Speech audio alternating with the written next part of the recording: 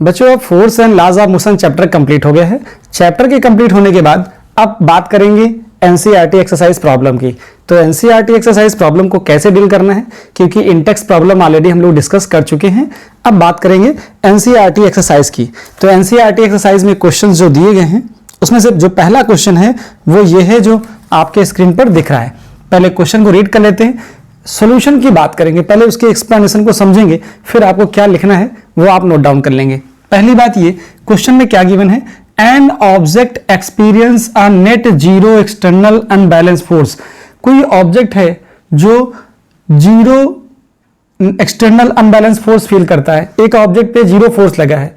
Zero force अगर किसी body पे लगा होगा बच्चों तो उसका क्या मतलब होता है, उसका मतलब आपको पता होगा। क्या, अगर फोर्स नहीं है तो एक्सेलरेशन नहीं होगा, एक्सेलरेशन नहीं होगा तो बॉडी या तो रुकी हुई होगी या फिर कांस्टेंट वेलोसिटी से चल रही होगी। कब तक चलेगी, जब तक उस पर कोई बाहरी फोर्स ना लगाया जाए, unbalance non net zero force ना लगाया जाए।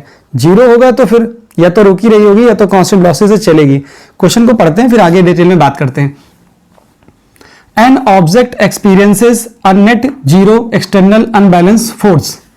It is possible for an object to be travelling with non zero velocity. Yes, it is possible. अगर किसी ऑब्जेक्ट पे कोई फोर्स नहीं लगा है तो वो नॉन जीरो वेलोसिटी से ट्रेवल कर सकता है। उसकी कंडीशन होती है क्या, अभी मैं लिखूंगा कंडीशन।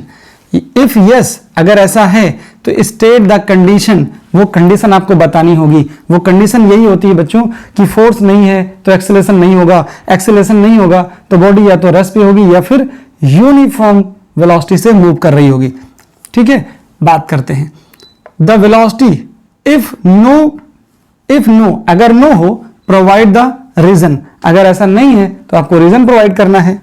ठीक है, रीजन भी देते हैं और बात करते हैं। तो आंसर हमारा क्या होगा, यस इट इज पॉसिबल। ये क्या है, ये पॉसिबल है। If object experience a net zero force, अगर किसी बॉडी पर या किसी ऑब्जेक्ट पर net zero external unbalance force लगा है, that is F equal to zero लगा है। इसका क्या मतलब होता है, फोर जीरो, इसका मतलब ये होगा कि एक्सेलरेशन जीरो। अगर एक्सेलरेशन ऑब्जेक्ट पर जीरो है तो उसकी दो बातें आती हैं, या तो ऑब्जेक्ट कैसा होगा, ऑब्जेक्ट होगा object is at rest, is at rest होगा, या फिर क्या हो सकता है, object is moving with uniform velocity.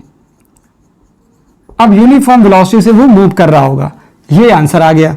अब देखो क्या इसका मतलब हुआ, hence it may be possible that, यहां से बात यही तो भाई, अगर ऑब्जेक्ट पे क्या है, नेट जीरो एक्सटर्नल फोर्स लगा है। क्या लगा है, नेट जीरो एक्सटर्नल फोर्स लगा है तो उसका एक्सेलरेशन जीरो है। एक्सेलरेशन जीरो है तो यहां लिखा गया है यस इट इज पॉसिबल कि ऑब्जेक्ट कैसा होगा, ऑब्जेक्ट यूनिफॉर्म वेलोसिटी से, और वेलोसिटी कैसी है, नॉन जीरो, यहां लिखा ना नॉन जीरो वेलोसिटी, तो यहां क्या हो जाएगा, आर नॉन जीरो वेलोसिटी। तो जो ऑब्जेक्ट मूव करेगा वो नॉन जीरो वेलोसिटी से मूव करेगा। Hence it may be possible that object is travelling with a non zero velocity. कब तक, अंटिल, अनलेस लिखो या अंटिल लिख दीजिए, no external unbalance force applied on it. आगे आप लिखना चाहते हो तो लिख सकते हो, to change the state of object, to change the state of an object it is necessary that unbalance external force must be applied on object. क्या लिखना चाहिए था, to change the state of an object, to change the state of an object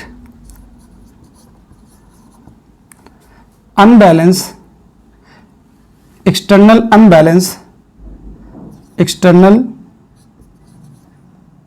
unbalance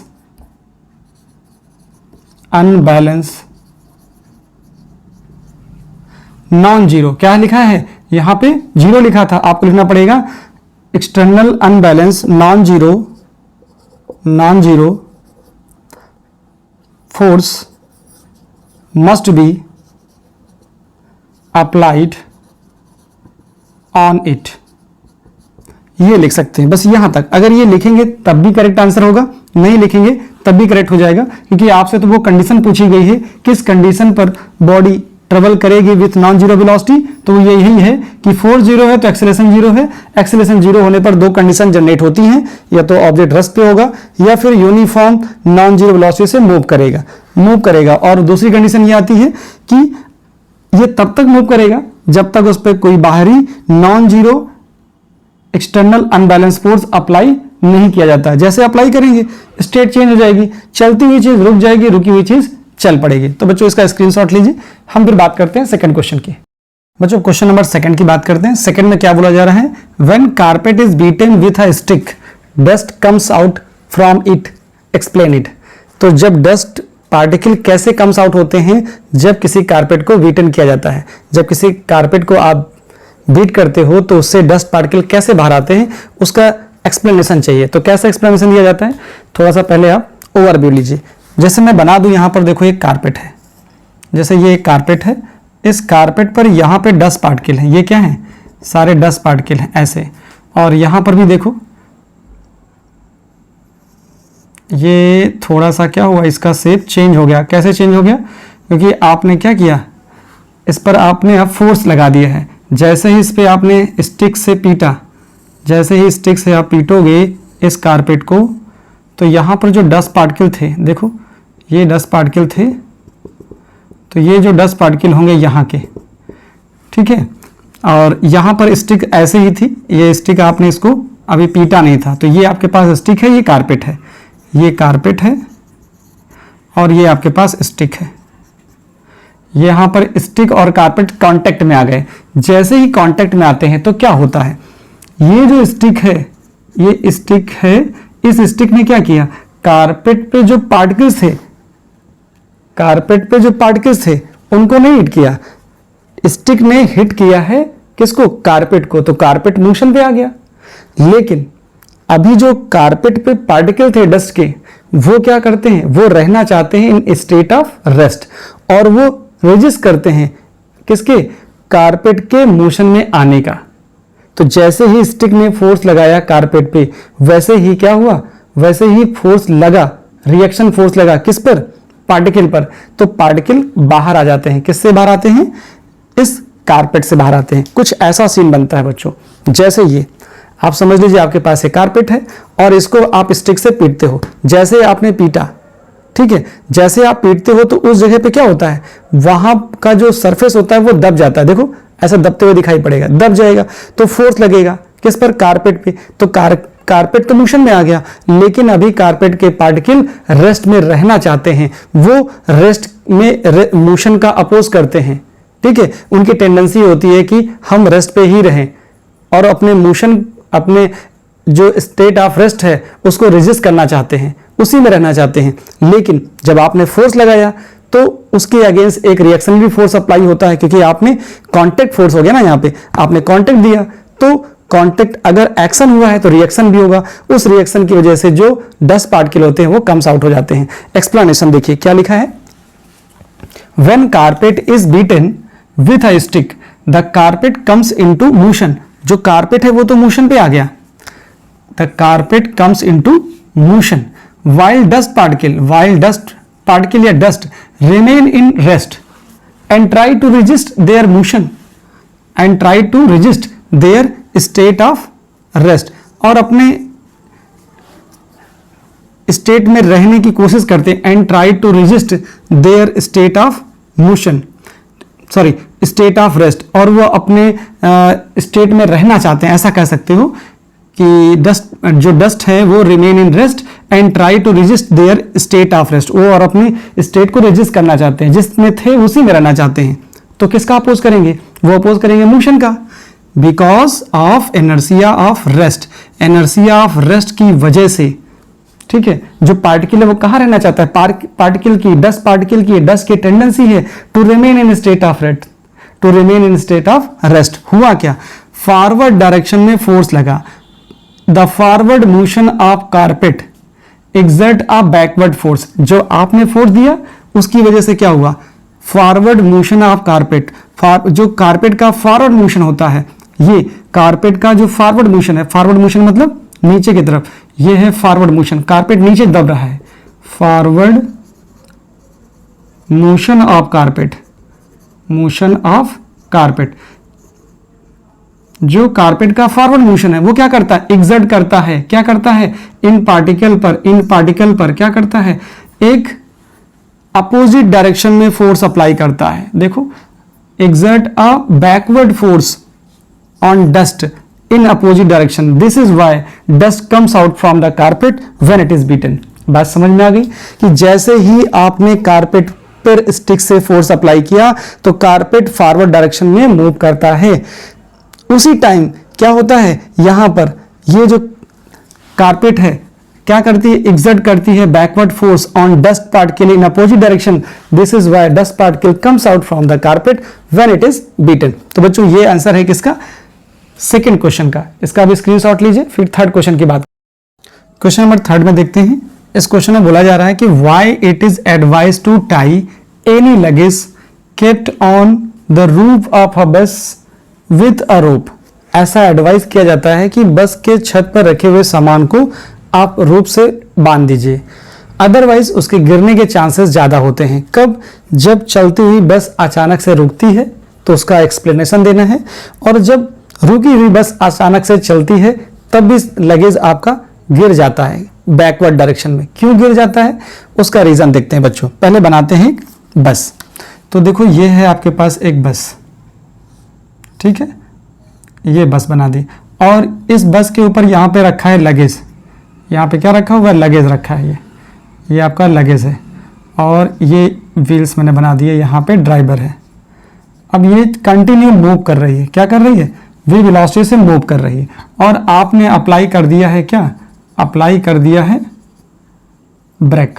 जब आप break apply कर देते हो तो क्या होगा, जो बस को पता चल गया कि ब्रेक अप्लाई हुई है, लेकिन लगेज अभी भी कंटिन्यू मोशन में होगा।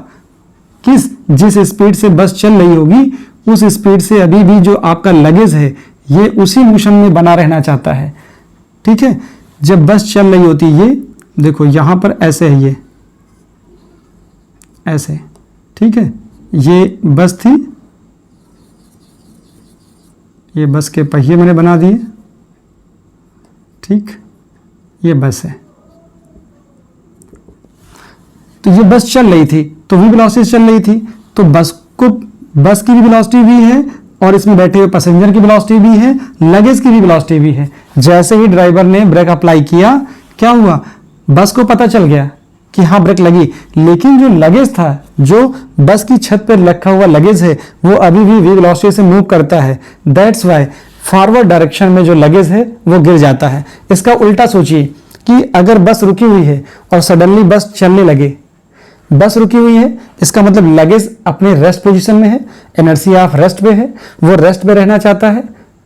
अब बस चल पड़ी तो बस को पता चला, ये मालूम हो गया कि बस चल पड़ी, ठीक है, ड्राइवर ने बस को चलाया तो बस को पता चल गया, लेकिन अभी लगेज को नहीं पता, लगेज रहना चाहता है रेस्ट में। इसकी वजह से बस आगे निकल जाती है और जो लगेज है वो पीछे छूट जाता है। तो रीजन क्या समझ में आया, जब बस अचानक से चलती है तो लगेज पीछे आता है because of energy of rest, लेकिन जब बस चलते हुए रुकती है तो लगेज आगे गिरता है और पैसेंजर भी आगे की ओर जाते हैं because of energy in motion, energy of motion होता है। अब इसका लॉजिक समझते हैं, जरा देखो यहां पर क्या था, सामान आपका आगे गिर चुका था। यहां मैं फिर से एक बार बना देता हूं, देखो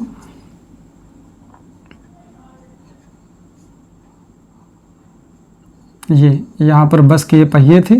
अब शेप नहीं चेंज हो जाएगा बस का, मैंने चेंज कर दिया। देखो थोड़ा यहाँ जो सामान रखा हुआ था वो कहाँ आ जाएगा, वो ये सामान आगे गिरने लगेगा, फॉरवर्ड डायरेक्शन में ये गिर जाएगा। लगेज जो लगेज है वो कहाँ जाएगा, आगे फॉरवर्ड डायरेक्शन में यहाँ गिर जाता है, ठीक। तो यहाँ पर ये बस आगे चल रही थी, अब यहाँ पर रुक गई है। जैसे ही चलती हुई बस रुकती है तो जो बस की छत पर रखा हुआ सामान वो आगे की डायरेक्शन में गिर जाता है। लिखना क्या है, when moving bus suddenly come in rest by applying brake, luggage kept on the roof of a bus may fall forward direction। क्यों गिरता है ऐसा, तो आंसर ये है because of inertia in motion, क्योंकि बस रेस्ट में आ गई लेकिन अभी भी लगेज अपने मोशन को बनाए रखना चाहता है, अपने स्टेट ऑफ मोशन को कंटिन्यू रखना चाहता है, इसकी वजह से वो फॉरवर्ड डायरेक्शन में गिर पड़ता है। बस पे ब्रेक लगी, बस रुक गई, लेकिन सामान अभी भी चल रहा है, लगेज अभी भी चल रहा है, इसकी वजह से वो आगे गिर जाता है। दूसरी बात ये है कि व्हेन बस कम इन मोशन फ्रॉम रेस्ट, कैसे? सडनली रुकी हुई बस अचानक से चल पड़े तो क्या होगा? लगेज में फॉल इन बैकवर्ड डायरेक्शन। क्यों?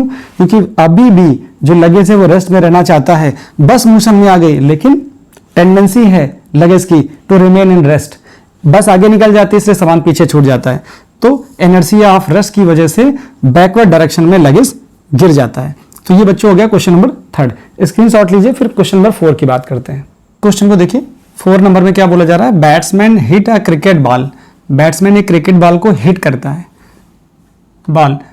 Cricket ball which then rolls on a level ground, और फिर वो लेवल ग्राउंड पर रोल करते हुए चली जाती है। ऐसा नहीं कि बैट्समैन ने हिट किया, वो 6 गया 4 गया या नहीं गया 4, लेकिन लेवल ग्राउंड पे रोल करते हुए बॉल गई। कुछ ऐसा सीन है, यहां पर एक बैट्समैन है, ठीक है, ये एक बैट्समैन है, उसने क्या किया हुआ है? उसने बैट से क्या किया? एक बॉल को हिट किया, उसने बैट से बॉल को हिट किया, और हिट किया तो ये बॉल कहाँ गई? ये बॉल गई रोल करते हुए, जमीन पे रोल करते हुए ऐसे लुढ़कते कहाँ गई? ऐसे गई, और फाइनली ये रुक गई, क्या हो गई? रेस्ट पे आ गई। तो पूछा क्या गया है? After covering a short distance, थोड़ी डिस्टेंस गया और रुक गई। The ball come in rest, the ball shows a stop because, ball रुकी क्यों? इसका रीजन चाहिए, और ये आपके पास 4 ऑप्शंस हैं। बैट्समैन ने क्या किया? बॉल को हिट किया, क्रिकेट बॉल को हिट किया, बॉल कुछ डिस्टेंस गई और किस पे गई? लेवल रोड है, ये देखो लेवल ग्राउंड है, सॉरी लेवल ग्राउंड पे गई। कैसे गई? रोल करते हुए गई। बॉल कैसे गई? बॉल रोल्स करते हुए गई, बॉल रोल्स ऑन ग्राउंड। ये इतनी इंफॉर्मेशन आपको दे दी गई है कि बॉल ग्राउंड पे रोल करते हुए चली गई और फाइनली वो रुक जाती है। क्यों रुक जाती है? कोई भी चीज अगर चलते चलते रुक रही है, इसका मतलब उस पर कोई अपोजिंग फोर्स है, और यहां पर कौन सा अपोजिंग फोर्स होगा? यहां पर एक ही फोर्स है जो बॉल और ग्राउंड के बीच में लग रहा है। वो कौन सा फोर्स है? फ्रिक्शन फोर्स है। बॉल और ग्राउंड के बीच में लगने वाला फ्रिक्शन फोर्स है, वही है जो बॉल को रोक रहा है। तो यहां क्या लिखा जाएगा? Batsman hit a cricket ball, cricket ball after covering a, solution क्या हो जाएगा? Cricket ball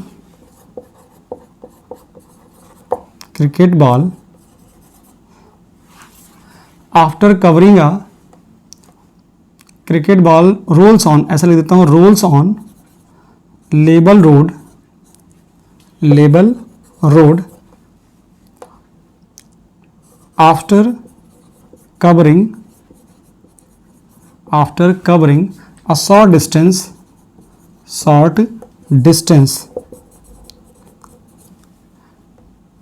come in rest because of, किसकी वजह से है? because of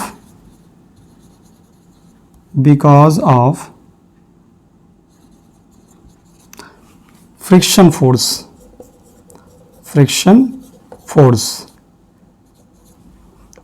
that opposes, लिख सकते हो, that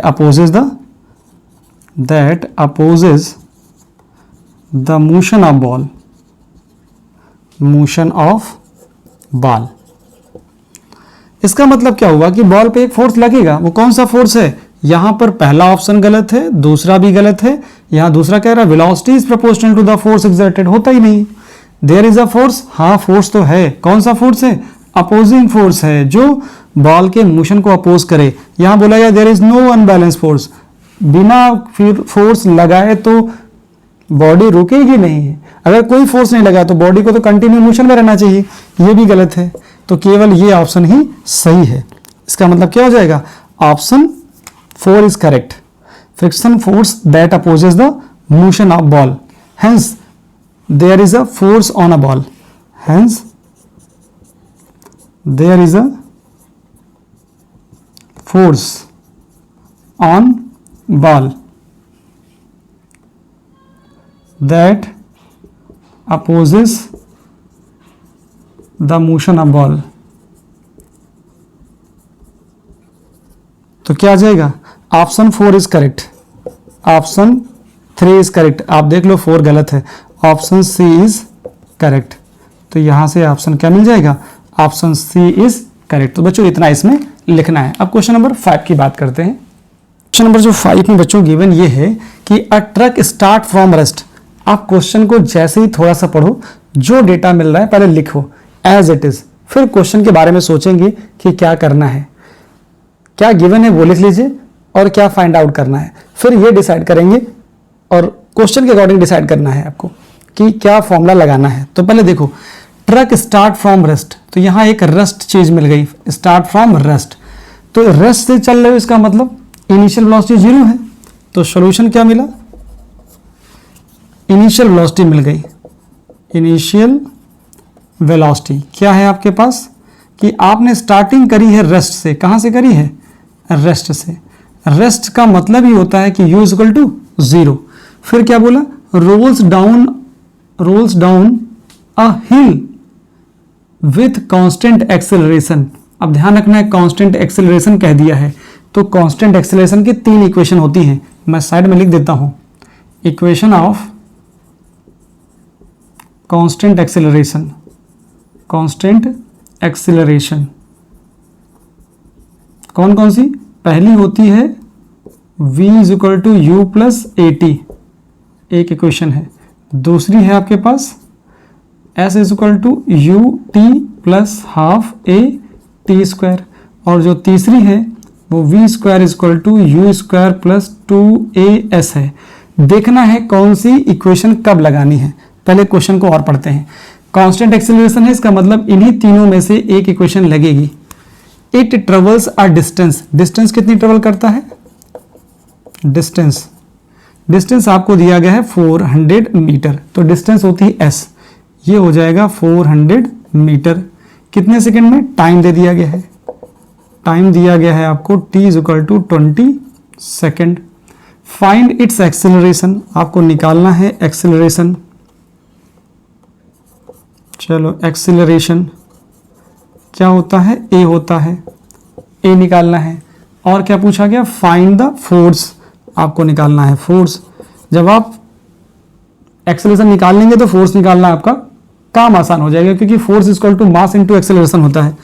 तो फोर्स F निकालना है, वो निकालाएगा। फोर्स कब निकालना है? जब आपको मास दिया जाएगा 7 टन। क्या दिया जाएगा? मास कितना है? मास M इज इक्वल टू दिया जा रहा 7 टन। अब 7 टन है तो 1 टन में कितना होता है? 1000। तो इसका मतलब ये कितना वैल्यू दे देगा? ये m की वैल्यू आ जाएगी 7 इंटू 1000, तो ये m इज इक्वल टू आ जाएगा 7000 किलोग्राम। आपको ये m दे दिया गया। अब आप सोचिए, आपको एक्सेलरेशन निकालना है। एक्सेलरेशन निकालना है, क्या क्या गिवन है? टाइम भी गिवन है और आपको u भी। देखो ये v पता नहीं है, अगर v मालूम होता तो हम u की वैल्यू 0 पुट कर देते। a भी देखो, इस इक्वेशन को तब लगाते हैं जब आपको v पता हो, आपको u पता हो और आपको टाइम पता हो, तो पहली इक्वेशन लगाते हैं। ठीक है, सारे वेरिएबल नहीं गिवन होंगे, आपको 3 ही वेरिएबल गिवन होंगे, एक निकालना होगा। देखो यहां से आपको डिस्टेंस दिया गया है, ठीक है, डिस्टेंस कहिए या डिस्प्लेसमेंट कहिए, क्योंकि स्ट्रेट पाथ की बात हो रही है। यहां पर u आपको गिवन है, ठीक है, और आपको t गिवन है। तो देखो a निकल सकता है, ये क्योंकि आपको टाइम भी गिवन है। तो देखो यहां से ये टर्म दिया, ये टर्म दिया, एक टर्म दिया, चौथा निकाल सकते हो। तो यहां लिखोगे using second equation of motion, equation of motion. तो सेकेंड इक्वेशन ऑफ मोशन लगा दीजिए, s is equal to u t plus half a t square. इसको कब लगाते हो? जब आपको ये पता हो, ये पता हो, इन दोनों में से एक पता हो। अगर ये पता है तो फिर ये लगा सकते हो। अभी नहीं लगा सकते क्योंकि मुझे ना ए पता है ना v पता है, इसलिए ये नहीं लगाओगे। अभी क्या लगाओगे? सिर्फ ये लगाओगे। यहां वैल्यू पुट कर दो, क्या रिजल्ट आएगा?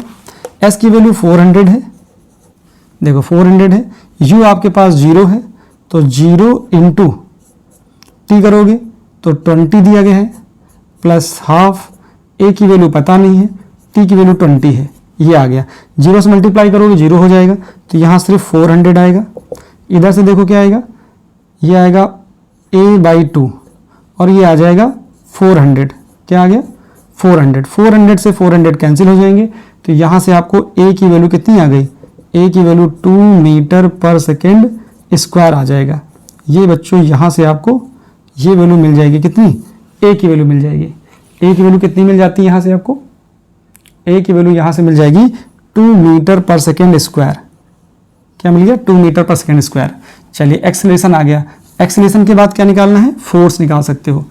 फोर्स कैसे निकलेगा, फोर्स F इक्वल टू होता है m इंटू ए। तो यहाँ देखो F, m की वैल्यू कितनी 7000 है, a की वैल्यू कितनी है 2, तो 2 रख दीजिए। F इक्वल टू आ जाएगा 14000 न्यूटन आ जाएगा, क्योंकि फोर्स की यूनिट क्या होती है, न्यूटन होती है। तो आप इसको ऐसे लिख लो या फिर आप ऐसे लिख दो, F इक्वल टू 1 2 3 4, 1.4 10 की पावर 1 2 3 4, 4 डिजिट के बाद आ जाएगा। आप ऐसा भी लिख सकते हो।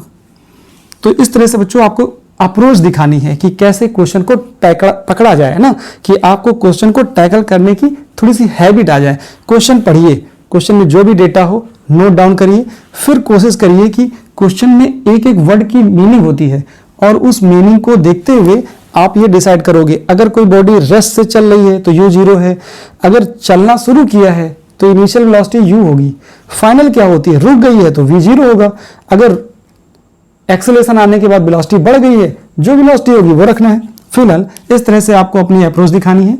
हम मिलेंगे नेक्स्ट वीडियो में, जहां बात होगी क्वेश्चन नंबर 6, 7, 8, 9 और 10 की। तो नेक्स्ट वीडियो में बात करेंगे 5 क्वेश्चन और लेंगे।